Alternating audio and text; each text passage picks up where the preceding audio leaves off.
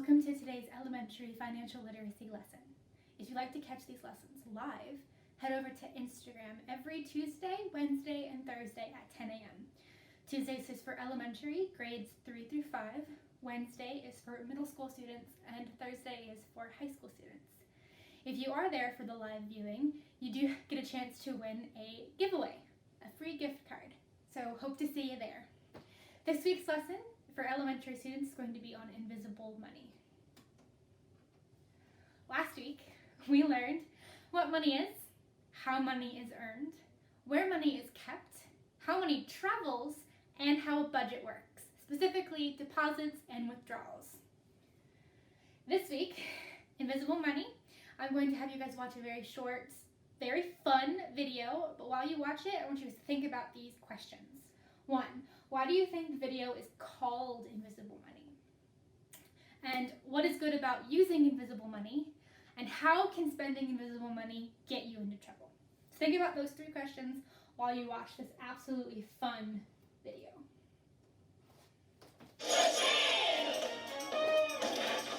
Hey Prudence, would you mind checking the fuse box? It's out the back. Man's Huddle, it's Prudence's birthday soon and we're gonna throw her a surprise party. Cha-ching has money saved from the last gig. Party time! Before the party starts, we need to buy a few things. We have $200 in the bank account of Cha-ching. Buy party supplies to throw this excellent bash. Gotta go electronic and it's done in a flash. Remember put the DJ on a dance record. There's a cost to this that we can't disregard. It's easy to lose track of cash we splashed. Don't forget there's a bill that will have to be paid. Invisible money traveling down the wire. Invisible money making the bill go higher and higher. The torches are on to make the party feel wow. Tunes, food, invitations are out by phone and by text. For less than $200, the party is next.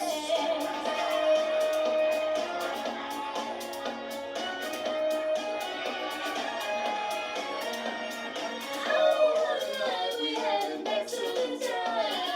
$200, but all that was fine. We partied so hard with all the whistles and thrills, and along with the memories arrived the bill. What? We owe how much? $150 more? How did this happen? But we have $15 cash left over. We totally stuck to the budget of $200. Did you really? I don't think so. How did you pay for the DJ? Credit card? There's invisible charges there, Pepper. The invitations? Our phones. There's invisible charges there too. You spent almost $200 cash plus $150. Right, everyone. Hand them over.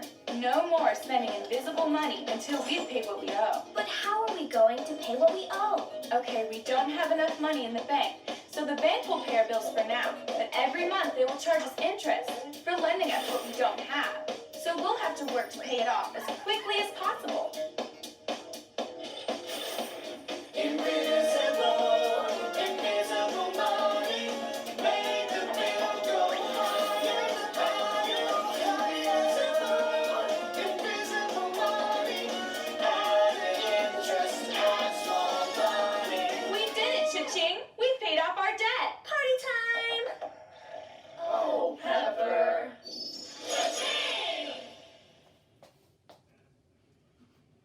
Oh, that Pepper. So, as you watched the video, what are your answers to these questions? Comment down below. Why do you think the video is called Invisible Money? The video is called Invisible Money because you don't see some of the money that you spend. The Cha-ching people, they spent money on this credit card, electronic payment, and using their phones. So all of those had these invisible charges. So they spent $200 in cash, or almost, but then they spent $150 with invisible money, money they couldn't count. What's good about using invisible money is that it's easier to carry. They didn't have to carry around all this cash with them anywhere they went. It was just there, they could use. How can spending invisible money get you into trouble? You can spend more than you have, which we saw in the video. Pepper and all of them, they bought a DJ and balloons and banners and all that kinds of things. And they spent way more than they had budgeted for because it was invisible money. So goods, which you can buy with your money, are items that are bought or sold. So that's cars, coffee if you go to Starbucks or anything like that, groceries. Those are all goods that you buy with your money. And then services are jobs done for others, such as haircuts or car repairs, or if someone comes over and paints your house. Those are services that you pay for. Payment methods. So, just so that we're clear, invisible money is money that you cannot see how much you have, right? And visible money, you can see it. Physical, I can count how many bills or coins I have. So in this next activity, I'm going to be going through the different payment methods, and I want you guys to follow along and state whether this payment method is visible or invisible, okay? Cash. So cash is just money in the form of bills or coins, dollar bills. Is this money, cash payment method, is it visible or invisible? So cash is visible because you can count how much you have. I have $20 in ones. I can count each individual one and know that I have $20.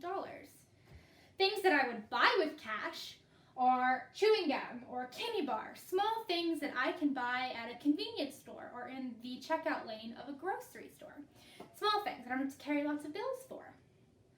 Debit card. Everybody knows what a debit card is, right? It's pretty much how everybody pays for most things nowadays. Well, a debit card subtracts the price or cost of what you buy from your checking accounts. It goes right there. And so if it goes right from your checking account, that would mean that it is invisible. You don't see it. You can't count how much money you have in your hand. It's all in your bank account.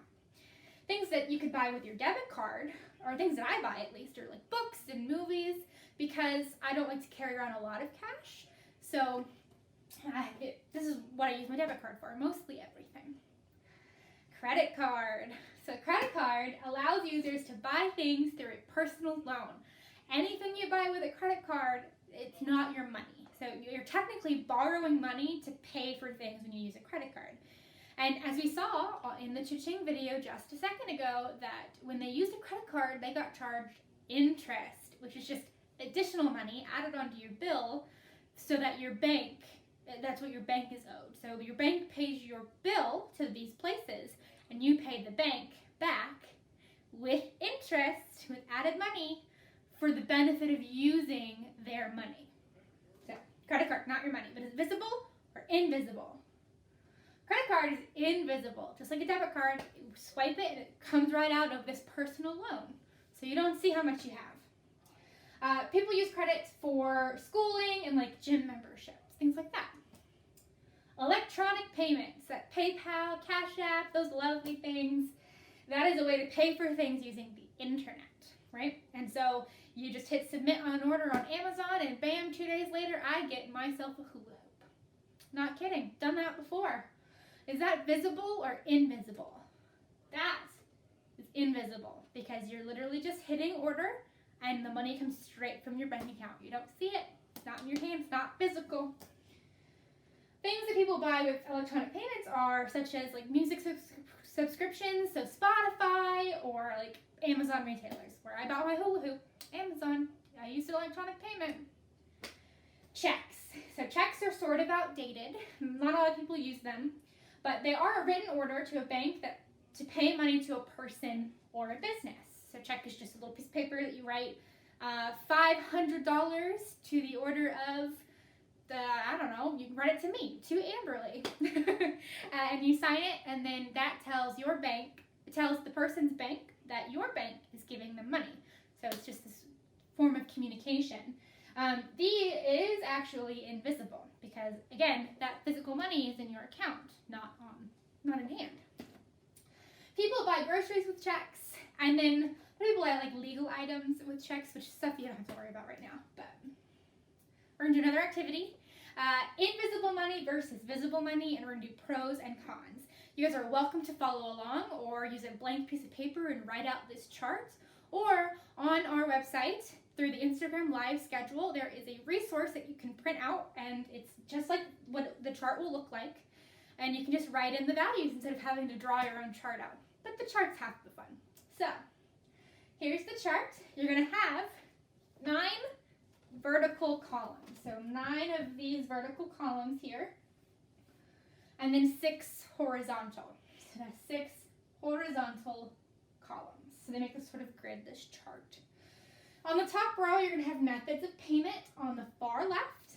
Then you're going to have easy to use, safe to use, accepted everywhere, convenient, can it be replaced if lost, fees charged for use, interest charges on purchases, and hard to track spending.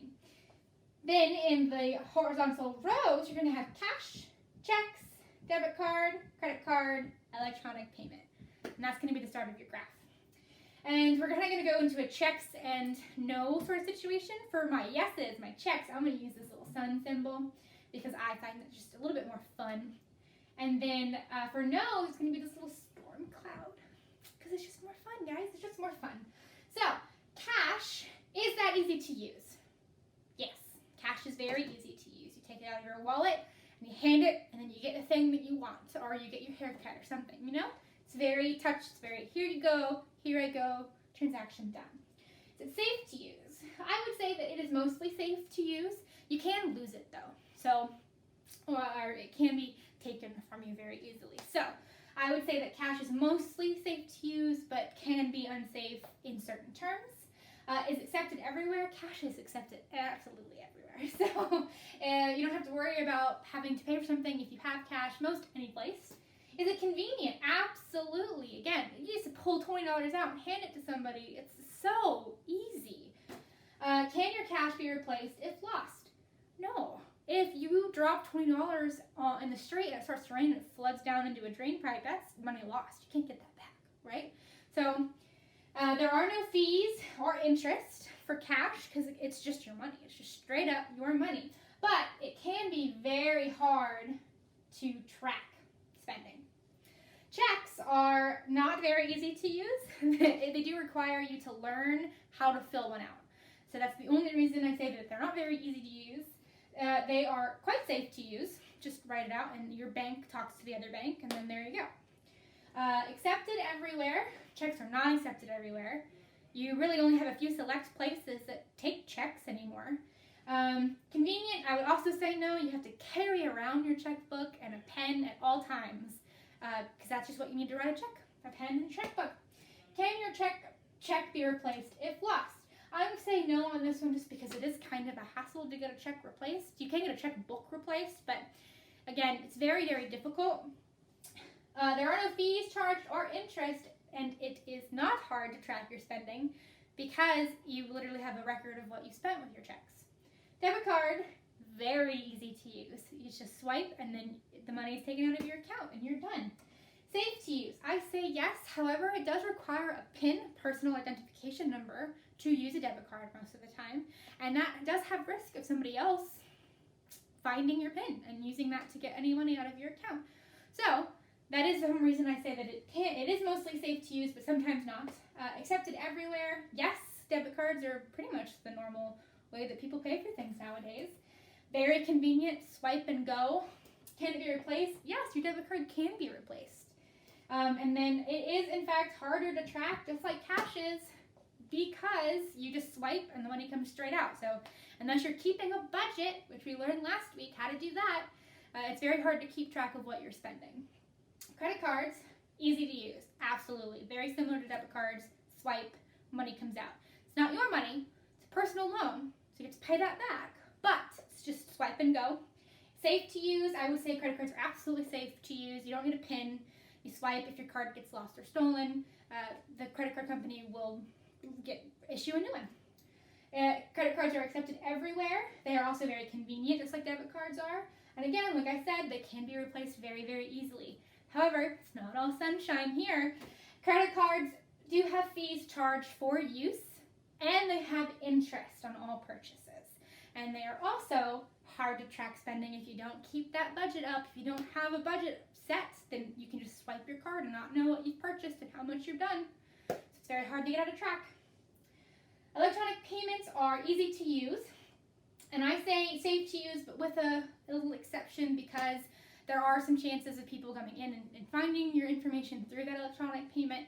So you do have to be careful about which certain sites you use, which certain payment forms you do use electronically, so be safe with that. Electronic payment is not accepted everywhere because it's electronic. However, you see a lot of those place your phone on the cash register and they just sort of scan, and whatever payment you have saved will just charge it. That's an electronic form of payment.